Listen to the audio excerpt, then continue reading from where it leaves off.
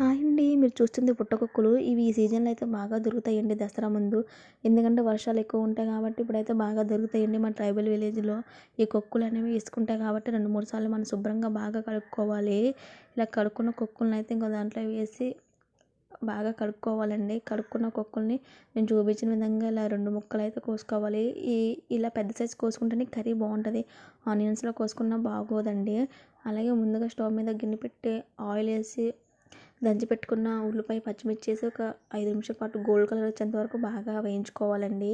ఇలా వేగిన తర్వాత ముందుగా పెట్టుకున్న మసాలా ముద్ద కూడా వేసి బాగా ఫ్రై చేసుకోవాలి.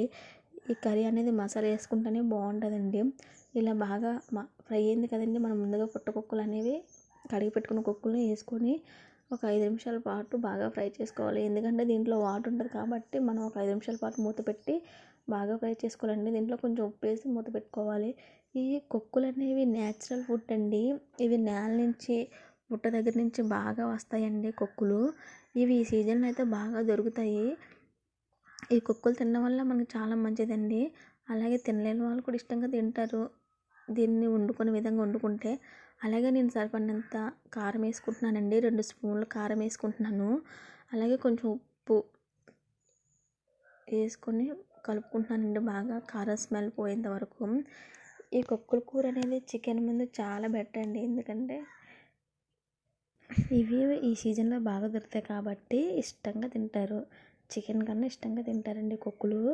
అలాగే దీంట్లో సరిపడినంత వాటర్ వేసుకొని మనం మూత పెట్టి ఒక 5 నిమిషాల పాటు ఇలా ఉడికించుకోవాలండి. ఇలా ఉడికిన తర్వాత ఇలా కలుపుకోవాలి. ఇలా కలుపుకున్న దాంట్లో మనం ముందుగా పెట్టుకున్న చింతపండు పిండి కొంచెం వేసుకోవాలండి. దీంట్లో జిగురు ఉండదు కాబట్టి కొంచెం చింతపండు యాడ్ చేసుకోవాలి.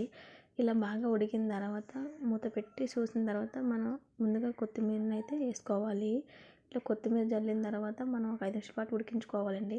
అలాగే నా ఛానల్ చూసిన వాళ్ళు ఉంటే సబ్స్క్రైబ్, షేర్, లైక్, కామెంట్ చేయండి ఫ్రెండ్స్. ఈ కర్రీ అయితే రైస్లోకి చాలా బాగుంటుందండి.